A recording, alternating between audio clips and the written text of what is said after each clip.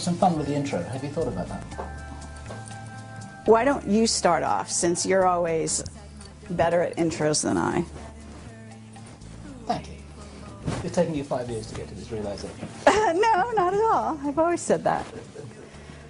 Okay. And this It's is our taken first... you 5 years to listen well enough to be able to actually hear me when I talk. It's taken me 5 years to get to the point when I learn enough to be able to say that. Right? This is all on camera. See? I know, okay, I know. Here we go. Okay. So, this and is... since I'm the editor, we'll decide who's going to do what. So okay. you're the editor, huh? Bob, you're on. Finally. So today is Friday the 25th of February, and we are here at the Phoenix International UFO Congress, and it's our great pleasure once again to be meeting with our old friend Bob Dien. And I have this feeling that he may be an older friend than just 2 or 3 years. Who knows?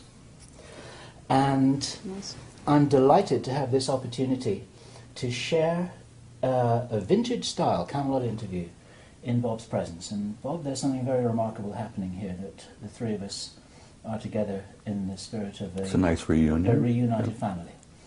And I'm genuinely delighted to be here. So I'm Bill Ryan from Project Kamelot. And I'm Carrie Cassidy from Project Camelot, and we are also both from Project Camelot. An interesting dichotomy. Things get pretty complicated, you know. No doubt about it. So, Bob, the reason we're here with you today is because you made some comments on the stage that I want to challenge you on, and I'd also like you to talk a little bit more about a few other topics, okay? And I think that all the time that we've interviewed you, you always keep a few cards hidden. And I would love for you to start to reveal some of those things. And I realize that, you know, you put yourself in danger and other people in danger when you do reveal too much. And so with that in mind, I assume you're going to be as careful as you ever are. I would love you to disclose as much as you can, because who knows how many more opportunities we're going to have to really get you on camera, and especially in this arrangement with the two of us here, just like old times.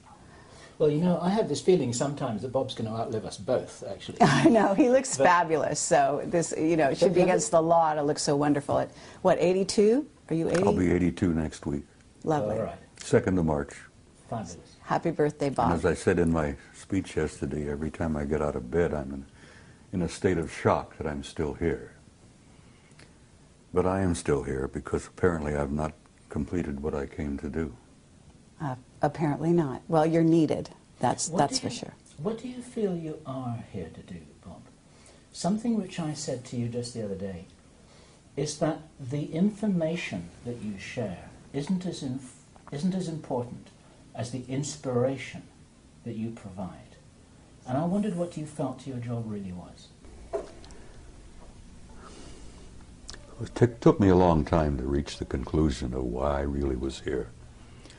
I don't think there's a person on the planet that doesn't at some point in their lives ask themselves, who the hell am I? Why am I here? What's the purpose of life?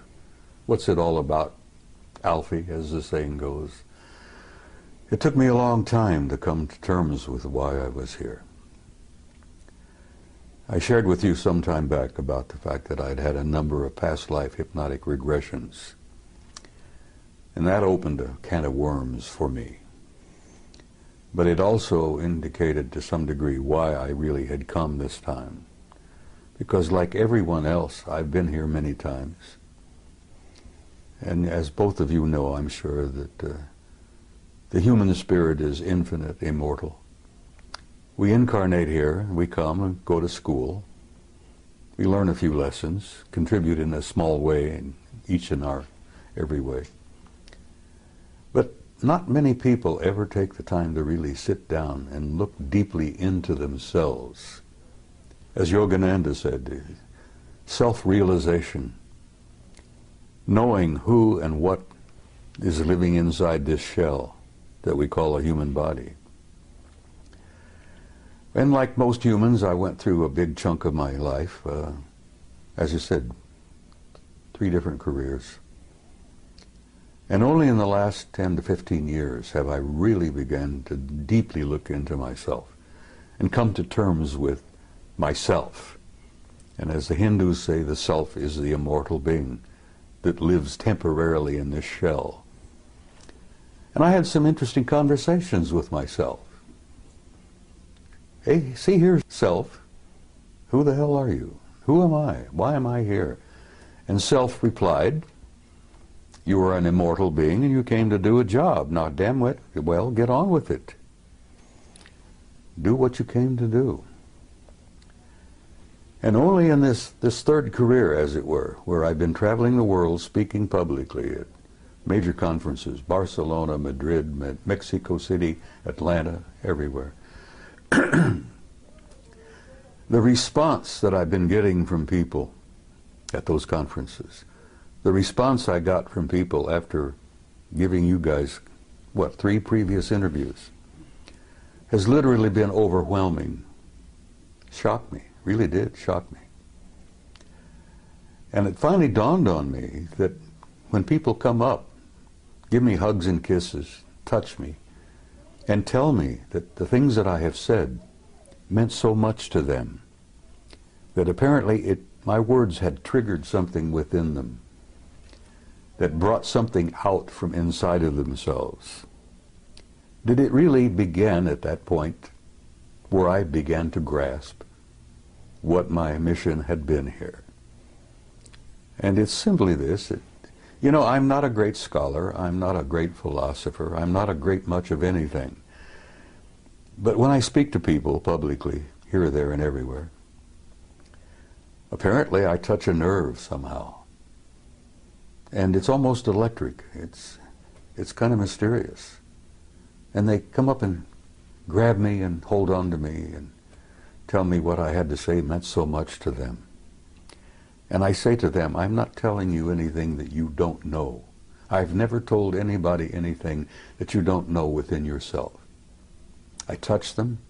Remember the old Hindu story where the holy man, the guru, goes up and knocks a person in right between the eyes, and then all of a sudden they wake up? Well, I found that apparently I've been doing a little bit of that, because I've been reminding people who they are, what they are. And I remind them that you're not just the human body that you see in the mirror. You're an immortal being. You've lived forever. God knows how many eons of time we've been at this. And you're going to continue to live forever. That you are an infinite soul, a spark of divinity. And saying that to people apparently triggers something in them, where they really begin to look into themselves. And as I say, I've not told you anything that you didn't already know. And as my old friend from Galilee said, you know, the kingdom of God is within you. And that does cause a bit of a spark of recognition in people. Well, Bob, with that in mind, when you were on stage yesterday, you said that people out there, and you didn't mean the audience you were talking to, but you said they couldn't handle the truth. The masses. Yes. And I actually want to take issue with that, because well, we've taken issue with that before. Yes. You are convinced that everybody's ready. No, it's not so much that they're ready. It's that they can deal with it. To know. Well, having the right to know. And judging for them is just what the Illuminati have always done. They have decided what we're allowed to know and what we're not allowed to know. And it's not up to them. It's not up to you, and it's not up to anyone else to determine who is ready to know and who isn't. It's up to them to know. I'm not determining for anybody who's ready. I know, but what I'm saying is, you know, you are a leader, okay? And for you to go on stage and say that they're not ready is not encouraging the people and acknowledging the people out there, the young people especially, who actually out there in the masses don't need to go to a UFO conference in order to prove that they're not only ready, but they've been on that page for a very long time.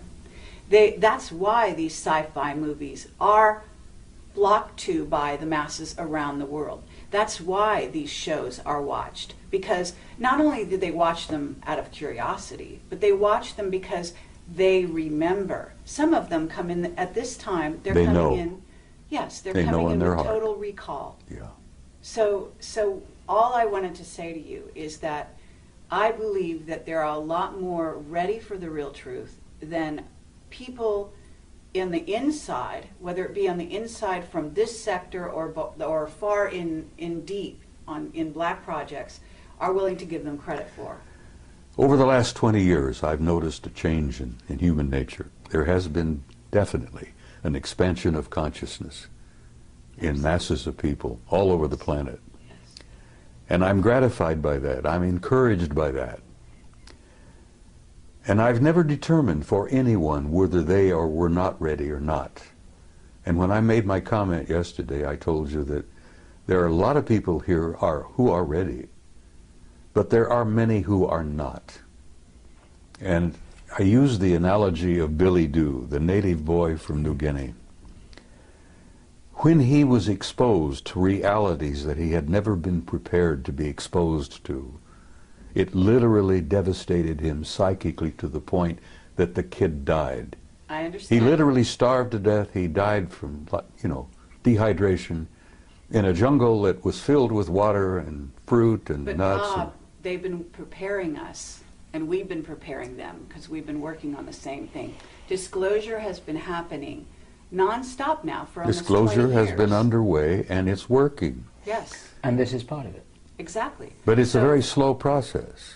it may or may not be. In other words, it might have been slow for you, and you were one of the fast ones back then, because you got access to things that other people to this day don't know about. If you heard my remarks yesterday, I damn near died.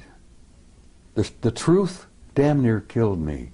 I was not prepared for it. I understand. And but I've seen we're a in lot of the different world, time. and I'm looking at the world from 82 years, and you're just a chicken. You're looking at the world, what? I won't even get I into know. it.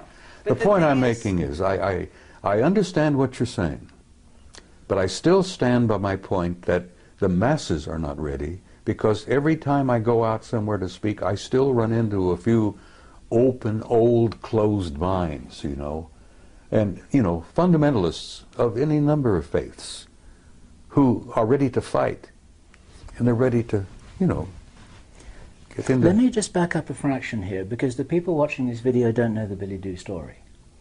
And I wonder if I can summarize it, I encapsulate... think that it's been out there. I had never heard it before yesterday. Oh, I And so there are a lot of other people who hadn't. Well, too. the Billy Doo story was included in the Brookings study. Yes. The theme here, it's a true story of a young native boy in Papua New Guinea called Billy Doo, and everybody loved him, and they thought there's a special reward for the fact that he was a lovely young guy. They would show him what the real world, the civilized world, the so-called Western world was like. And they took him on a plane, and they took him to Brisbane, Australia, and they took him to see restaurants and cars and supermarkets and shopping malls and television and movie theaters and all of this kind of stuff, and he couldn't handle it. And this is the story that Bob told in his presentation yesterday. My question for you, Bob, is it possible that that could have been done, could have been accomplished in a kinder, more supportive way that would have enabled Billy Doo to handle the truth? Or was he just dropped in it and then left to his own devices without any support? You see, they didn't really intend to do what they did. And you're right, if Billy Doo had been prepared, he might have been able to survive it. Because the shock of the world that he came from, the psychic shock of seeing the other world out there, was more than he was prepared for. The psychic shock, the spiritual shock to that kid, literally killed him. Yes, he could have been prepared, but they didn't understand that at that mission school in Papua. Their intentions were good. They loved the kid, and they thought they were doing him a favor. And what they ended up doing was murdering him, literally. Yeah. It was naive. It was really naive. Well-intentioned. Oh, very. And as I said, the one that Billy Doo referred to as Good Lady, Yes. her light didn't burn quite as bright after that event because she realized what they had done. Yeah. But is it possible, using that as a metaphor, this is a story that was built into the Brookings report, and we have to assume that somewhere there are a lot of very smart people, some of whom are well-intentioned, who are taking that into account and planning disclosure with that in mind. Do you believe that it's possible that it could be accomplished well? Yes, it's being accomplished as we speak. Right. As you remember, I went on to tell you that a blunt announcement is not what the people are ready for. Yeah. But they are enduring what I call an ongoing disclosure, a process that's been underway for over 20 years now, maybe longer, where they are being prepared through what I call subliminal education, through movies, books, novels, magazines, you know, even games. To say nothing of Project Camelot and Bob Dien. Well, Project Camelot, honey, as I said, you guys have had an impact on the world that I don't even today really think you two grasp. Your impact has been overwhelming. Well, let me tell you the letters we get. We get letters, we get people coming up to us saying we changed their lives. Exactly. Saying they started from zero and that we opened this for them and they basically are growing in leaps and bounds, and they come to us and thank us. Okay, this is the keynote, is that they thank us for that. And I have to say that we cannot look at Billy Doo, if that's his name, as just a physical body. You talked about eternal beings. This is a soul who came to the planet in a certain state, on a certain level of awareness. Now, prior to Billy Doo being in Papua New Guinea, he could have been any number of other places, and he was probably a star to begin with. Yeah. And there's also the aspect that this kind of thing could have been targeted to maybe the person that was least prepared in that group of people that he was among to handle these kinds of things. You see, I think Margaret Mead, who I believe was the one who delivered the story of Billy Doo. Who was an Illuminati, yes. Yeah, she was an incredibly bright lady, and she had had years and years of experience working with primitive societies. And I think she was the one responsible for getting that into the study. Yes. And yes, Billy Doo could have been prepared. And can we hear about the people that this changed in a brilliant and wonderful way, whose lives were saved because of it? Because I had a young woman come to me just about a half hour ago, and she's from Puerto Rico. And she said, I have a child, and he is a crystal child, and you saved my child's life. That's what she said. Well, I'm not surprised. And she said, because you interviewed, in this case, it was Jessica Schaub.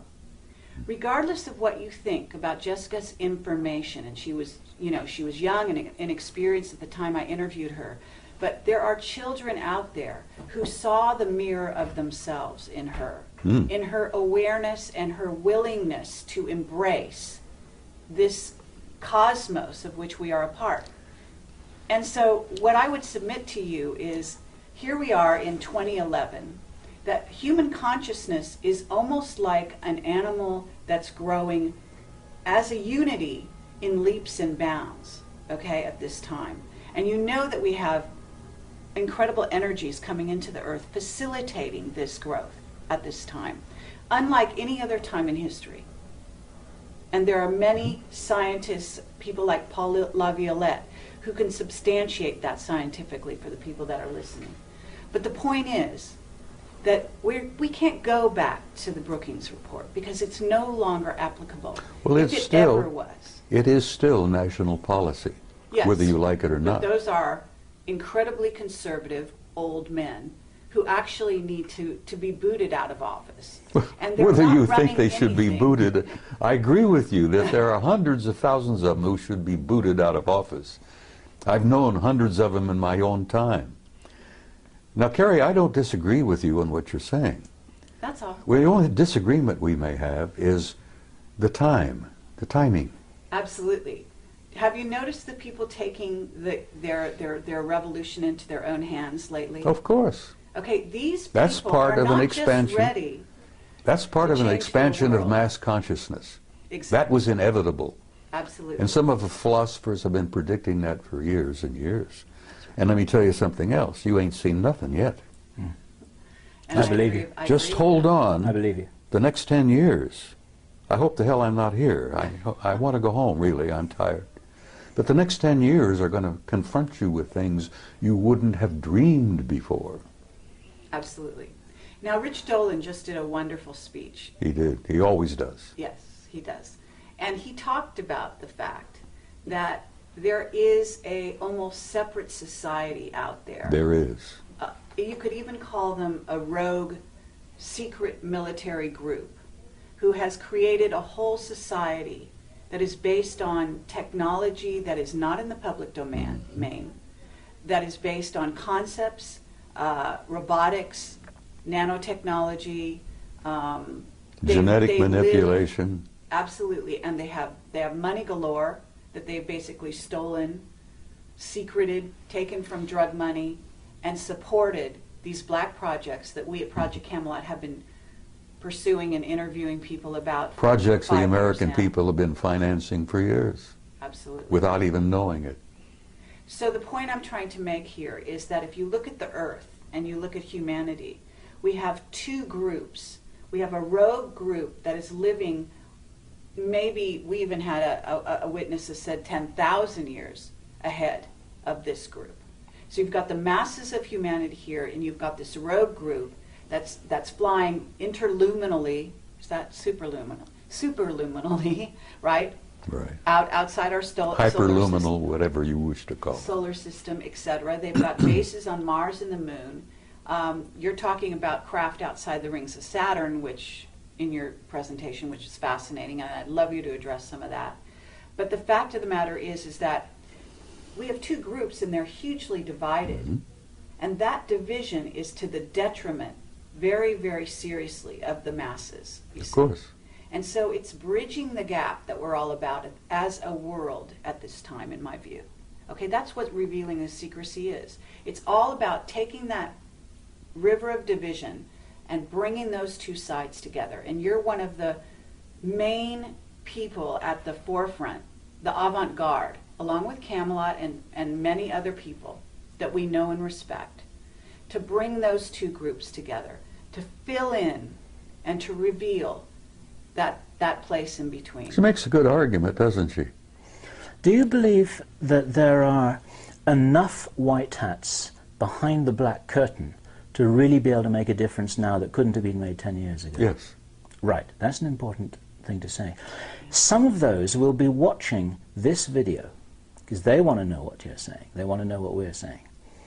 What would you say to them? Because you can talk to them personally right now. Listen, I've met some of them, and they have told me that they support entirely what I've been doing. And I shared this with you before, that at one point, some years back, certain individuals, the black hats, put out a contract on me because I had gone from being a nuisance to being a threat. And they literally thought they could eliminate me. But fortunately, I must have had good friends in high places, and at that time I didn't realize what high places my good friends were in, you know. And the word went out to leave me the hell alone. And here I am, at 82, still alive and ornery and kicking. God, I'm getting tired of being here. But the point I'm making is, even the white hats and even the black hats have made some progress along the way. And they've expanded their consciousness quite a bit. Yes, no one's immune from this process. That's right. And so, you know, I basically am very hopeful about the future. The human race, the human species, it has a tomorrow. And I feel that's important to share with people. You know, women with young kids. Will my little child grow up? What kind of a world will my kid grow up in? And I try to reassure them that your kid has a future and that tomorrow is going to be much brighter than yesterday. Mm. And some of the white hats and some of the black hats all understand this thing, which is why I'm allowed to continue to focus and travel and do this and that. And I actually have been given encouragement from some of the powers that be. I've been encouraged by some of the guys with all the money. Okay, well, with that in mind, Bob, now that you're all warmed up, what is it you haven't told us? Oh, my God.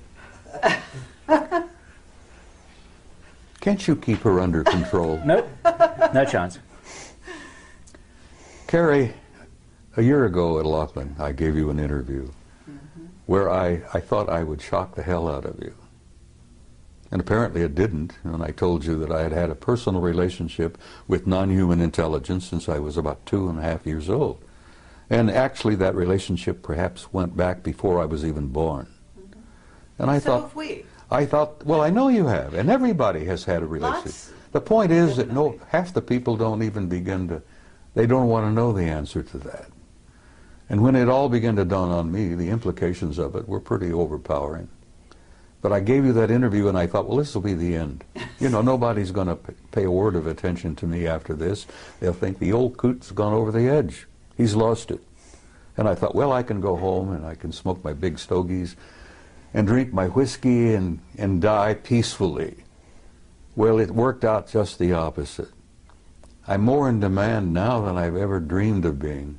Yesterday I accepted an invitation to speak at a MUFON conference in Philadelphia in October. And I gave her I said, look, I'm going to tell you honestly, if I'm still on the planet in October, I'll be delighted to come. But I'm not making any plans really that far ahead, you know. I can't buy an insurance policy at my age, you see. But I'm hopeful, honey. I feel very hopeful about everything. I'm sure you're hopeful, but what is it you haven't told us? Because I believe, look, we've got time travel. There's issues with that.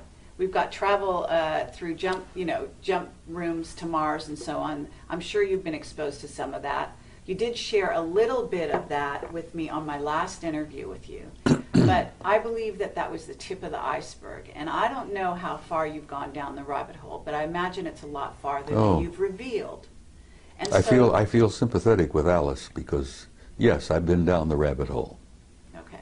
And you feel, I know you're a very conscientious and loving individual, and I know that there's some things you want to reveal and some you don't because you want to protect people. And I don't think you have a whole lot to protect in terms of yourself at the moment because, as you said, you're protected. And we have also been threatened in the last year and a half, each of us in different ways, our lives, as a result of what we've done. But that just tells you that you're on the right track, and as far as I can tell. Well, for time to time, I felt like the guy on the street with the raincoat who pulls it back, exposes himself, and then somebody comes along, they grab him and haul him away to the rubber room, as it were. I felt that way for quite a while. And yes, there are many things that I have not shared with you. How about this? Wendell Stevens passed on recently, and he was a very good friend of yours. I knew Wendell for 35 years. Okay.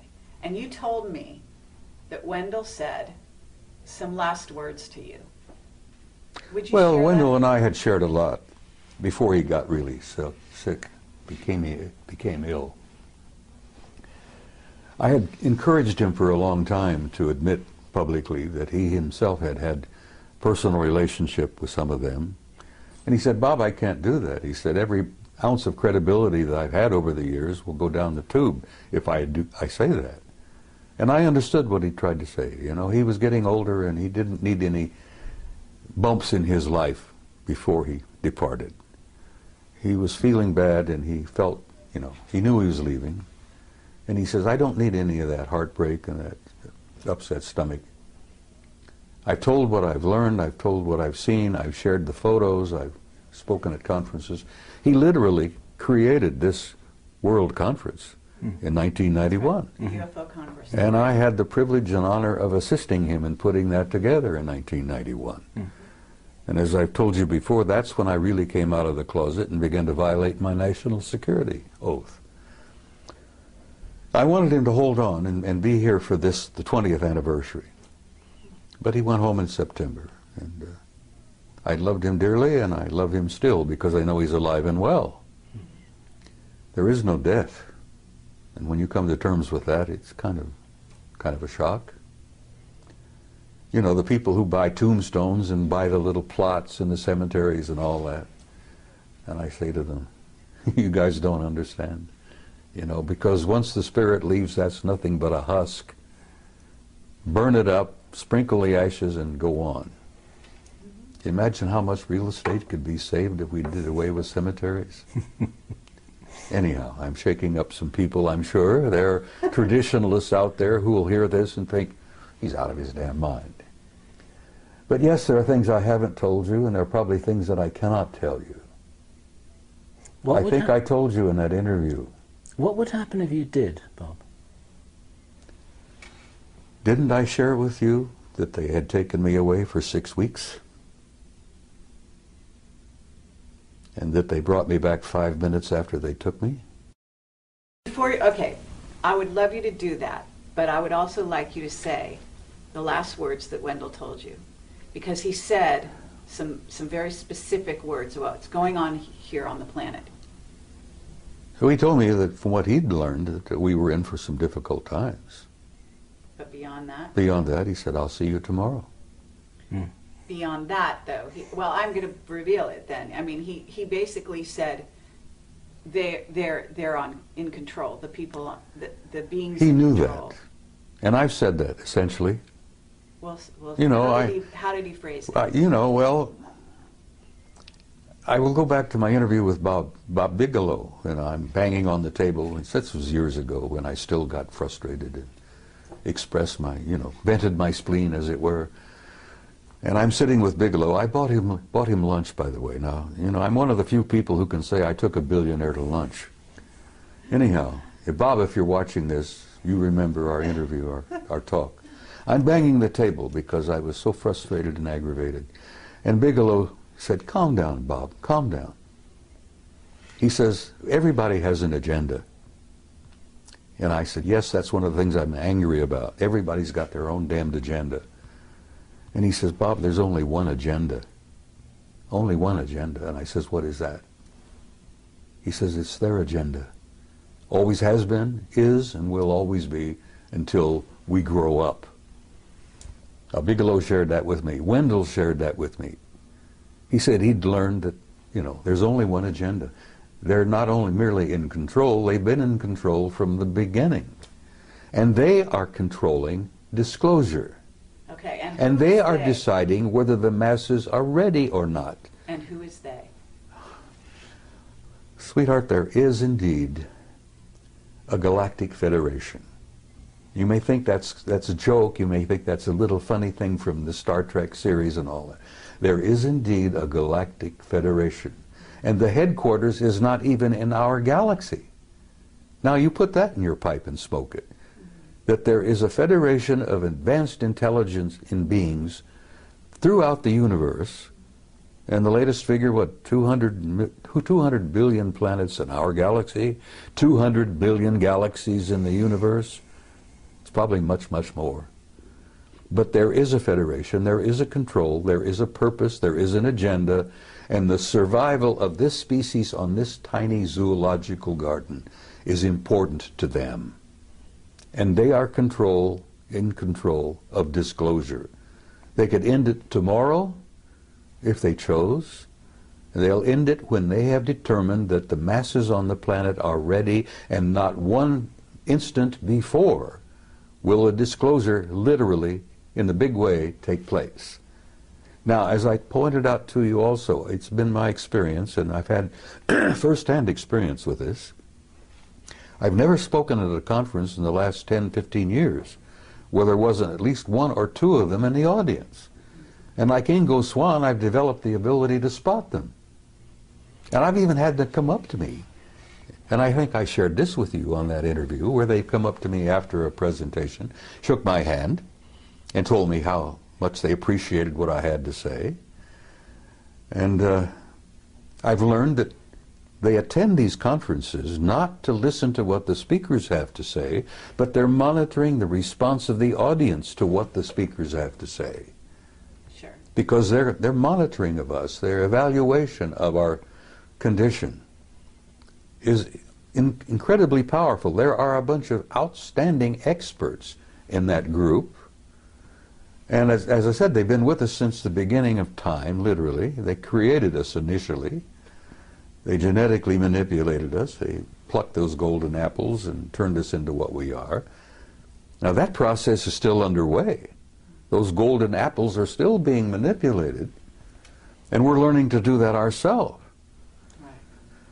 But I will say to you again, the psychic shock of learning all of this all at once would be like Billy Do. People would, and I've run into them too, honey, and they don't want to know the truth. There's a gut feeling in many people, knowing spiritually, I think, that the truth is more than they can handle at this moment. Mm. You see, what I heard Bob saying yesterday, he didn't say that, listen, the movement towards disclosure is something that is ill-considered and unwise and people have got to be kept in the dark forever.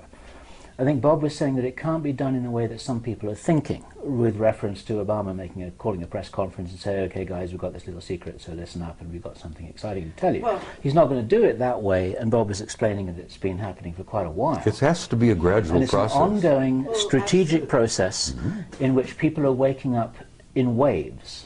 And the ripple effect is actually supporting the disclosure movement, and we're part of it, and other people are part of it, and Bob's part of it. Exactly. And I think all Bob was saying was that it's not happening in the way that some people naively think. Is that? That's exactly what I was trying to say. They're not going to be Billy Do. They are the ones with the agenda. But actually, I actually want to challenge that.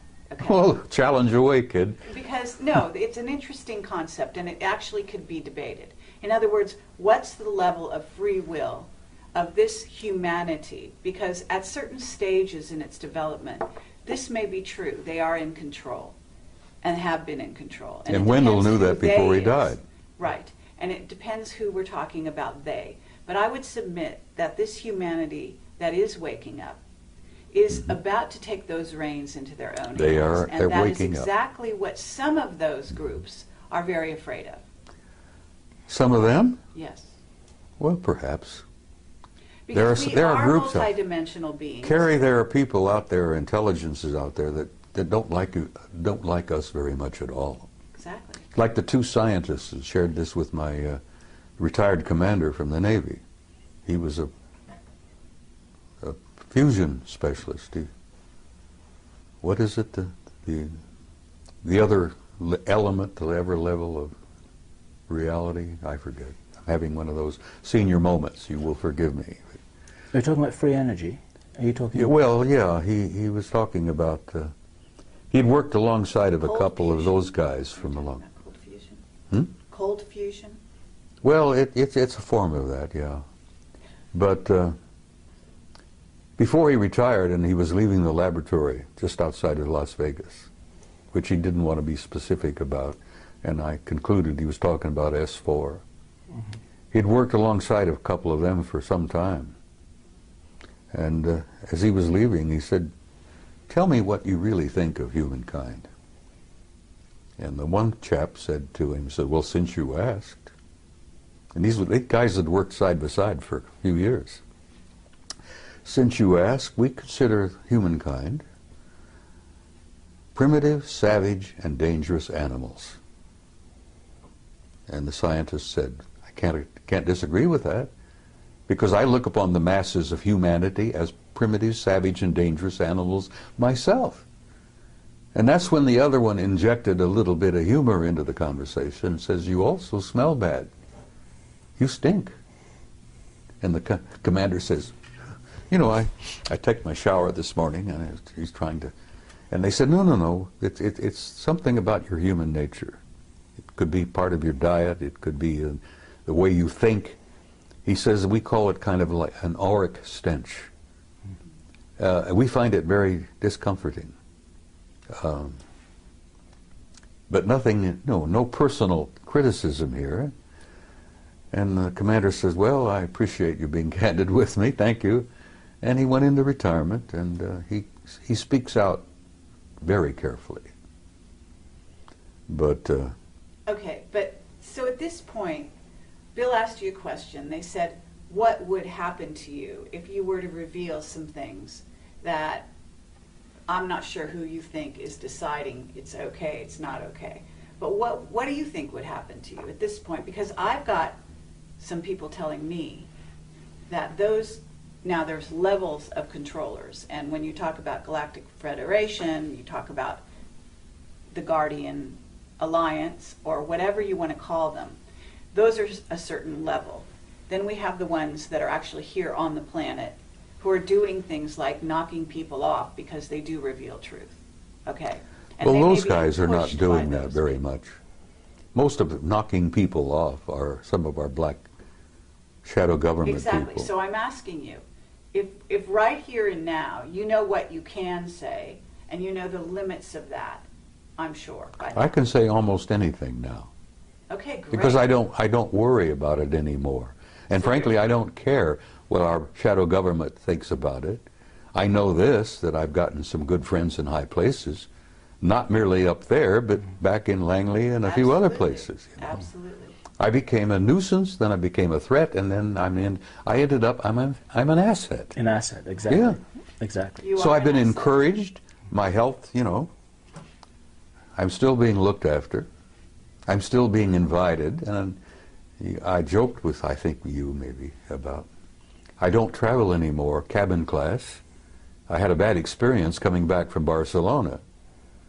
And, you know, I'm not a snob, but I'm sitting in this big jet in the middle section.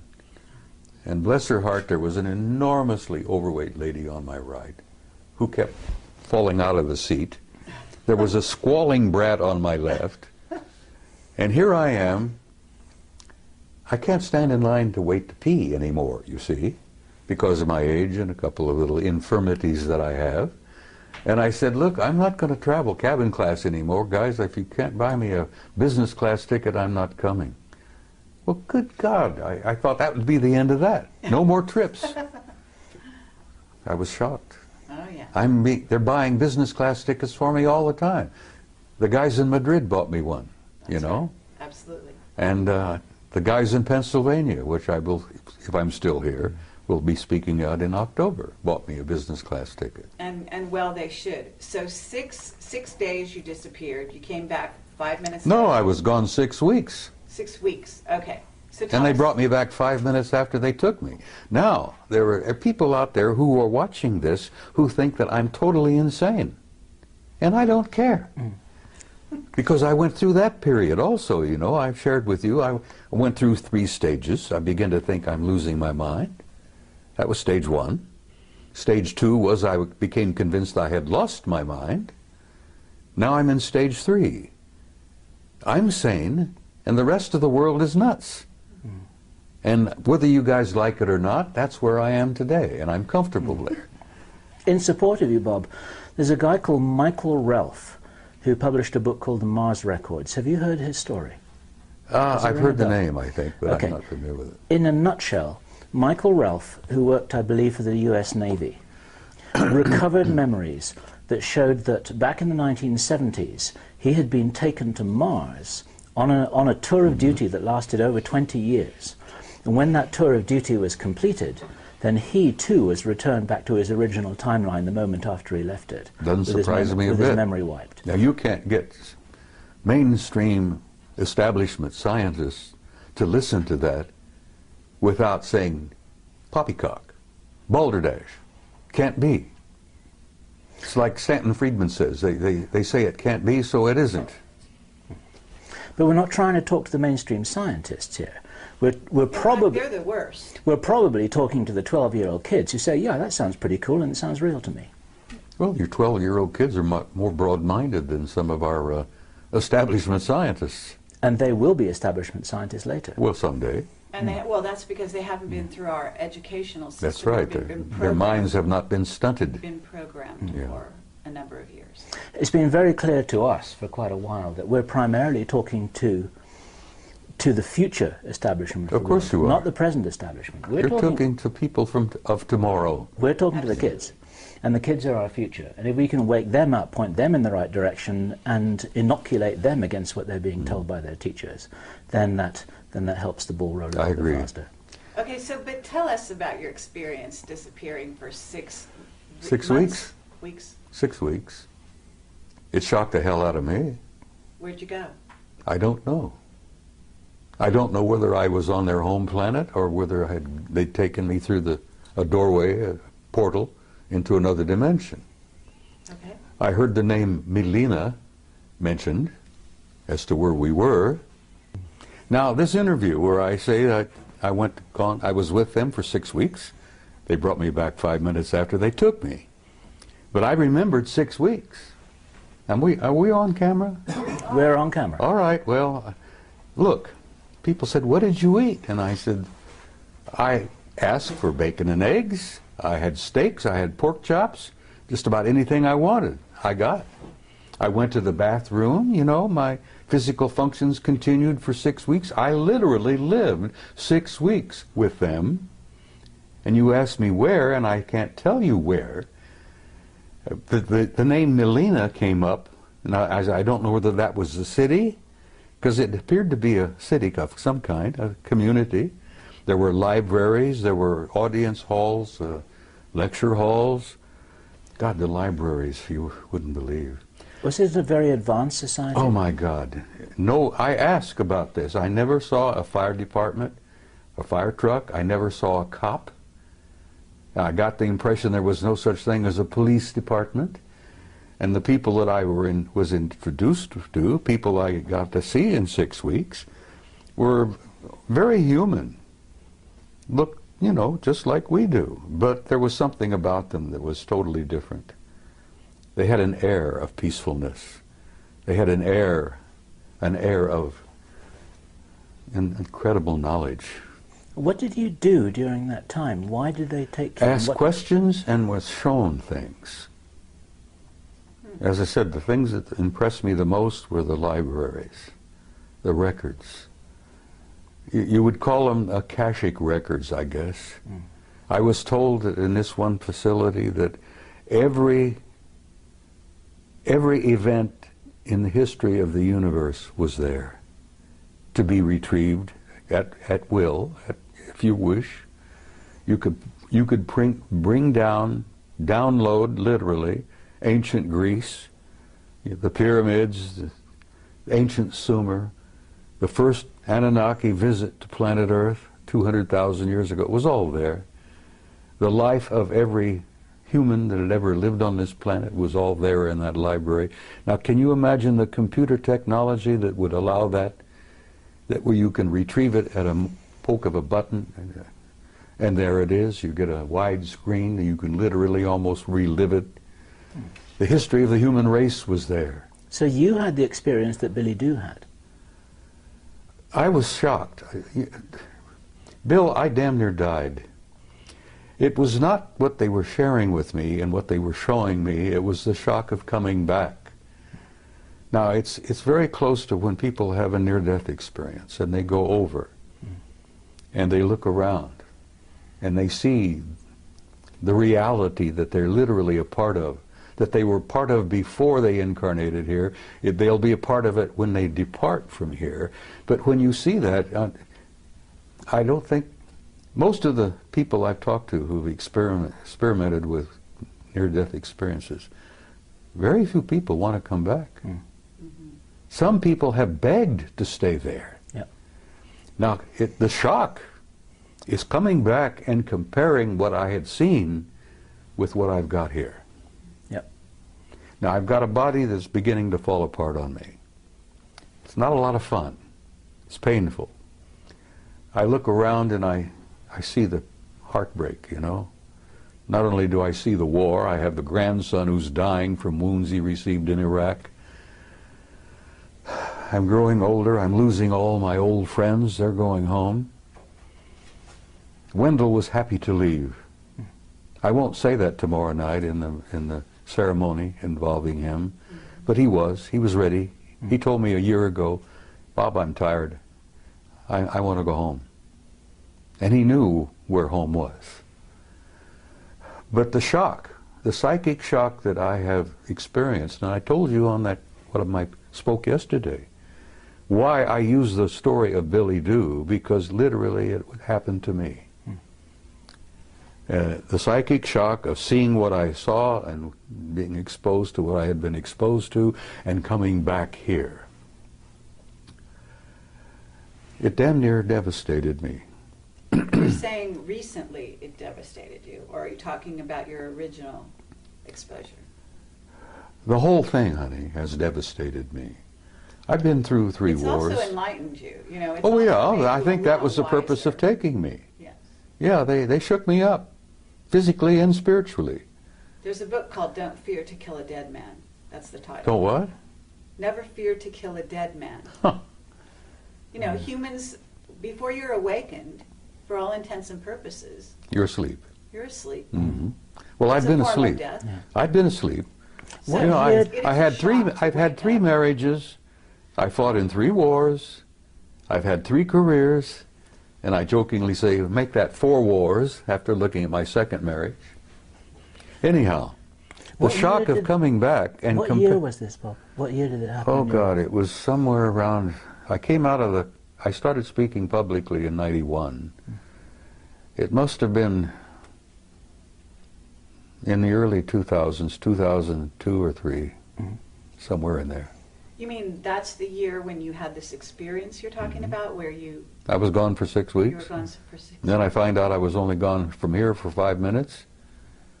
Now you try to put that in your pipe and smoke it.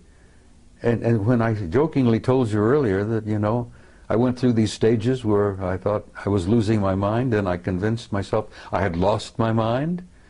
And now I'm at stage 3 where the rest of the world is nuts and I'm the only sane person there is, other than you nice people here, you see. Thank you. Yes. Yeah, but that somewhere in the No, I think that we're all in 2003 that or place. 2004. You know. No, we're not all in that place. Yes, 90% of the world is still in dreamland. I mean people like us, people that have been through experiences like this. We do tend to look at the rest of the world as if they're crazy, because they appear crazy. Well, look at the wars. War is insane. A sane person would never go to war. Exactly. Well, the 6 weeks I spent with them, and of course I see them regularly. I really am. They take me aboard ship. I've been on board their ships many, many times. You know, I get an evaluation. I think I get a kind of a healing. Okay, do you want to describe the beings you're talking about? Well, aside from the medical guys that look me over and work on me on the ships, which are extremely tall and very thin, they're well over 6 feet. 6'5", maybe 7 feet. Very thin, very trim. They're not emaciated. I mean, they look very healthy. But aside from that, you know, they look human. I've never gotten used to the way they look at you. That really is disturbing. And if you ever encounter one, and you may have, very likely you have, the way they look at you is disconcerting, because they have a way of looking at you deeply into your eyes, and they lock onto your eyes, and they don't break away. Now, we humans don't do this, because we humans have a tradition where we look into each other's eyes, and after a moment or two, it becomes somewhat threatening. Yeah. You see? So we human tradition is, don't look into someone's eyes because you're a threat. Yeah. Well, they look into your eyes, and they look through you. Or you're in love with them. They look literally like they're reading you. And I found out that that's exactly what they're doing. Sure. And every time I've face to face with one and they look into my eyes, I find it kind of an awkward situation. And they don't look away. And you know that they're looking right through you and reading every damn thought you've got. Now that's disconcerting. But I assume that when they do that, it's in a non-judgmental way. Oh, they don't judge you. They don't have to judge you. Good God. If there's any judgment involved, we judge ourselves. Yes. That's the other part of it that is so shocking. When you learn to see yourself, not only as others see you, but as they understand and see you, that's one of the things that happens in the death experience. The judgment is there, but God is not judging you. You judge yourself. Absolutely. And that's the worst part about it, because every damn experience in your entire life is there in front of you, like a book, Yeah. or like a movie, like a CinemaScope movie. And you look at yourself, and then you're the worst judge of all when you look at yourself and say, oh my God, Because in the death experience, and I've been through that hundreds of times, you feel the emotions of every person you've ever been involved with in all of your lives. Every hurt that you've ever given someone else, every insult that you've ever given anyone else. You judge it, you see it, you feel it, you literally feel it, you relive it. Well, visiting with them is almost like a near-death experience. But the psychic shock is coming back and comparing what I saw with them and what I have to see here every day. Little kids on the street that are hungry, people waging war, the people being gunned down in Tripoli by Gaddafi. And I've learned over the years to look around and pay attention. I don't miss very much. I've trained myself. And when you see that and you feel it, and it breaks your heart to see that and to feel that. And then you understand, I think, why I want to go home and where I'm tired. I really am. But I'm going to hang around a little longer because I have been told to. And you're a guiding light to many people. I had one of the best compliments I've ever received yesterday. A young man came up to me and he says, "You know, you're a bridge builder." And I says, that was the origin of the old word pontiff. You know, with the Pope? Yes. The pontiff, a bridge builder. Sure. People don't know that. Many people, even most Catholics don't know that pontiff means builder of bridge, builder of bridges. And that was a compliment, and I gave him a hug, and I thanked him for that. Because that told me that, yeah, maybe I've been accomplishing a few things. Maybe you've done more than you think. Well, if you say so, but I'm holding on to enough ego to live. Because you can't survive on this planet without a little bit of ego. But I don't think I have any vanity left. Well, for every person who comes up to you in person to give you a compliment, there are 1,000 or 10,000 who don't, and who feel the same thing and they never communicate to you. This is what we've discovered. Thanks to you two guys. As I said, you turned me into a damn celebrity, and I didn't want to be. All we did was take a camera and point it at you. And the rest is history, as they say. Some of the vegetarians who are watching this, perhaps, will say, shame on him. Bacon and eggs, ham, pork chops, and all that. It's been my life, for God's sake, you know. Well, they fed me bacon and eggs, ham, pork chops, steak, anything I wanted. And people have said, when I've shared this with a few, were you perhaps eating vegetarian and didn't know it? Maybe they made you think you were eating steak. And I said, well, maybe they did, but it sure as hell tasted good. Tasted like a good T-bone to me. And the bacon and eggs were superb. Well, what did they eat? Well, I'll be frank with you, I don't know. I never watched them eat. They never ate in front of me. But they sure as hell looked healthy. So not any of them had missed many meals. Did this experience only happen once, Bob? That experience, being gone 6 weeks and taken there wherever I was, as I told you, I didn't know whether I was in a city, on another planet, or wherever.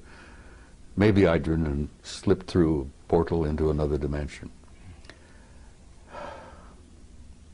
Okay, Bob. That happened once. But I've been aboard their ships many times, and I've met many of them face to face, almost regularly. Now, I get into an altered state in the middle of the night. I've been doing a lot of remote viewing, and I can put myself in an altered state, like Ingo Swann, Joe McMoneagle, and I go out. But sometimes, when I'm in that altered state, they come in. And I've chided them for this, and other people who've had this experience will agree and understand what I'm saying. I've chided them with this. They pour information into my head that's like Niagara Falls. I mean, it comes pouring in, and I'm almost unable to deal with the volume of it. But I've asked for that, so I can't complain about it. But it Information about what, Bob? everything. Life, death, infinity. Tomorrow, yesterday I told you in an interview that I've come to a point where I really can't tell the difference between yesterday, today, and tomorrow. Because with my recall of past lives, that is as vivid as living again. Sure. And here I am at this moment in time, in this place, going through this. And then I've seen the future. What have you seen in the future, Bob? Well, the thing that keeps me hopeful and positive is that I've seen a gorgeous future. I've seen a beautiful future for the human race. I've seen a future for this species like I saw at Melina for 6 weeks of what it can be. Could you describe that for the people watching this video for whom a positive vision would be so valuable for them to join you in? Well, I try to say it, Bill. I try to say it repeatedly when I'm at a conference, that you're in for difficult times. That's what living on planet Earth is all about. It's a tough school. And I've said to people, and many people understand exactly what I'm saying, when you're going to school on planet Earth, you're in one of the toughest schools in the universe. And if you get a certificate from planet Earth, hey, I have a silver certificate. They showed me on Melina that I have a silver certificate. One day outside the lecture hall, took me to the library, and there was a table with scrolls all over the table. And they picked one up and said, "This is yours." And it was wrapped in a silver binder. And I intuitively said, "But I want one of gold," being an ornery cuss as I am. And they said, "Not yet. This is, you've earned this." I gathered that I matriculated enough to have a silver certificate, but I haven't got the gold one yet. Now, when you get the gold one, you graduate. Right. Well, that was a few years ago. Yeah. Maybe you're working on your gold one at this time. Well, What's the future, Bob, that you would like to leave people with, to envisage as being a real possibility for all of us to share? well, it's difficult, Bill. I mean, I try to put it into words, because so much of my conversations with them has been talk about subliminal. It's been a psychic exchange where they show me and share things with me where words are never needed. I think you understand what I'm saying here. I understand what you're saying. I guess it's a type of telepathy. Because I had seen many times in my visit there that they didn't seem to talk to each other verbally very much, but they all seemed to know what each and everyone was doing. They were communicating with each other subliminally. Or I would leave in closing, just briefly.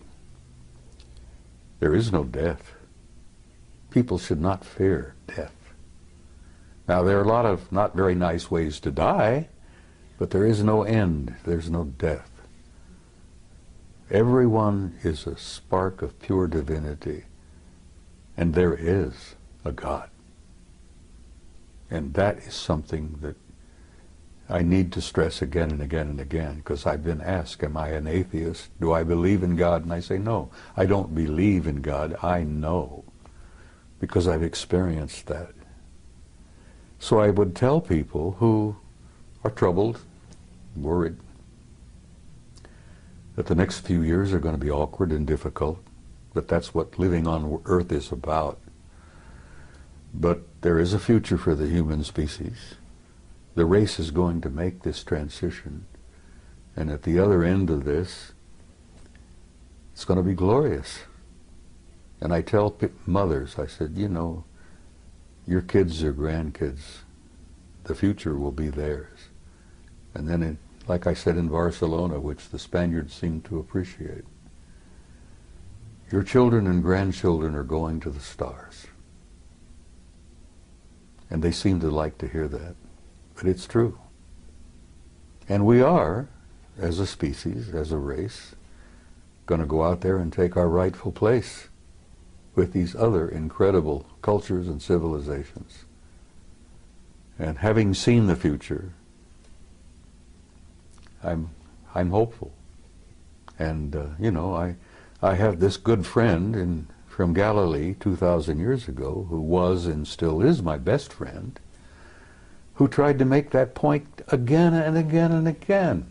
And those of us who were with him at that time were a bunch of nitwits, and we didn't begin to grasp what he was trying to tell us.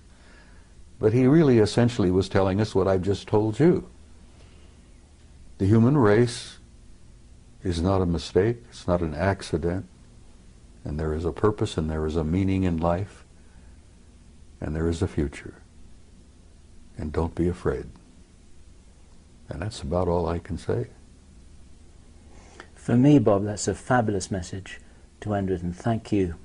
Thank you for that. Thank you, Bob. Do we have anything else? We have nothing else. We have to nothing add else. To that. Oh, I know you do. Lovely, You have questions you haven't asked yet. Well, we're gonna let you go at this point, unless you have something that you haven't said after all this. There's a hell of a lot I haven't said. Well, But, as I this, jokingly told but you I give one time. a lot of rain, Well, believe it or not, even though I I've jokingly seen told you one time, and I'm serious. If you get me a good Jack Daniels, I might go on for 2 hours and tell you things that would curl your hair. Well, Being a gentle lady as you are, I could share things with you that you wouldn't believe. well, I'd like you to try. Let me tell you something else that Yeshua said. He said, there are things I could tell you that you could not bear. But he was talking about life on this planet. Sure. And as he was getting ready to leave, he said, the prince of this world comes. He has no dominion over me, but I will send a comforter to you until I see you again. And I've often wondered about who the prince of this world was, who didn't have any dominion over him. Right. And I have learned since that every planet has a kind of a caretaker, an authority. Every system has a higher authority. And the galaxy is divided into 4 parts, quadrants, and the Galactic Federation headquarters isn't even in our galaxy. Now that's pretty hard stuff to walk away with, You say that to people and they go, well, good. It's something to take home with them and think about that night instead of watching TV. Okay, but gotta understand that if you're doing any of that, you're watching TV, you're watching movies, you've been on the internet, certainly, then there's all kinds of information of that sort out there now. And I know that you don't spend hours on the internet. I avoid it like the plague. So Let me I tell have you. to tell you that information is not a shock whatsoever. Well, let me tell you something that might shock the hell out of you, and maybe it won't, because you're a pretty bright kid. What if you were to tell the average guy out there that this is a hologram? That's out there. We know that. See? Yeah, It doesn't the bother average you. guy out there. You've prepared yes. yourself. What if I told you that what you think you see as a reality is not reality at all, it's an illusion? And then even further, what if I were to infer to you that all of this is part of a program? I know you're familiar with the movie The Matrix. Sure. Okay, well, you're pretty close. Shakespeare tried to make it clear, and I always convinced that that guy was one of them. He was a genius. I'm not even sure the guy we think of as Shakespeare was Shakespeare.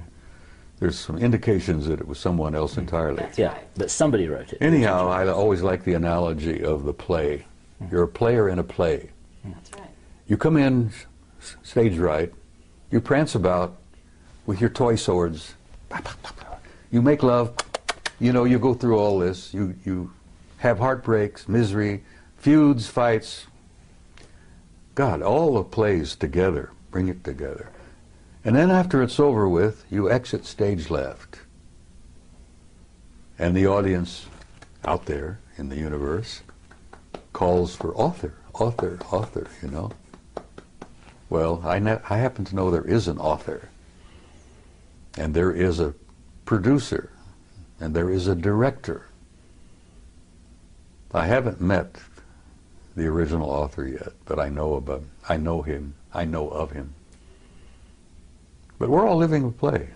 Yes, but we're also co-creators of that play. Oh, when you're in the middle of the stage, and you know, you're following the script, as it were, but you're, what's the word? Improvising. Improvising, adding your own words. Ad-libbing. Ad-libbing, yes. You're doing a lot of ad-libbing, and the degree of your ad-lib depends on how many lifetimes you may have lived. But we're in a play, kid. This interview is just a tiny chapter in a much larger play. Is there any other little pieces of information that, you know, because that's where the wider you open the door for people, the more they are able to go through the door and carry on from here. It's like passing a baton. So you can pass the baton anytime. I'm not quite ready yet to pass the baton. All right. But And I'm going to tell you steps. that there are things I probably could share with you, which I have not.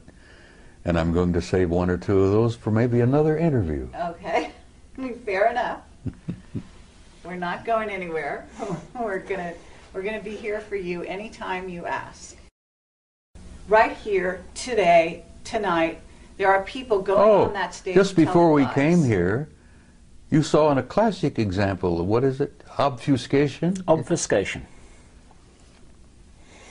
An elderly gentleman, a Terrible. retired military officer, tap dancing all over the damn place. Exactly. Yes. And he didn't fool anybody. No. So that's Least what I'm of all- saying. Right the scales. Throw out some truth. I did. Yes, you did, but you don't. Life is everlasting. Life is infinite. No, not the philosophical. You're an immortal one. being. Well, those are the only things that really interest me anymore. I know. I hear you. Now, I know what you're looking I for. don't You're have looking any for the Jack down Daniels and dirty records, stuff about politics, the military-industrial group, the shadow government, the next major catastrophe. Well, I wasn't going to ask you to predict the future. That I wasn't going to do. Well, I already did. The future is Yes. bright, but there's some Absolutely. The bumpy. very long There's a range, bumpy that's road very safe. between now and I hear then. you. All right. Are we done? What I would like to say, Bob, is that this is good enough for me. And let me shake your hand a second time. Thank you. Thank you, sir. Thank I look forward to the next one. She's never quite finished, is she? No. Absolutely. She's never quite finished. Well, I love her dearly. I've adopted her, sort And of. so do I. Okay. Well, thank you very much, Bob. Sweetheart, it's my pleasure. You take care, and we'll come and share some Jack Daniels and talk to you off camera. Is it permissible badger for me you to some sip more. Jack Daniels on camera? Sure. Well, okay, we'll do it next time. All right. Watch out, because I'm going to hold you. Closer I get to departure, I might share a couple of things Okay. Well, with you have my number.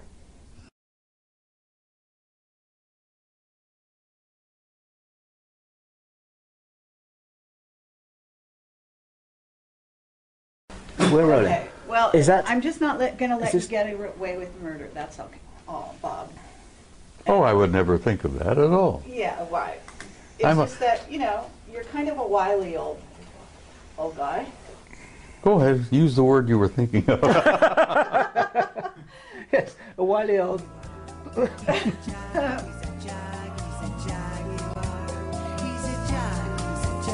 Look, I've been called so many names.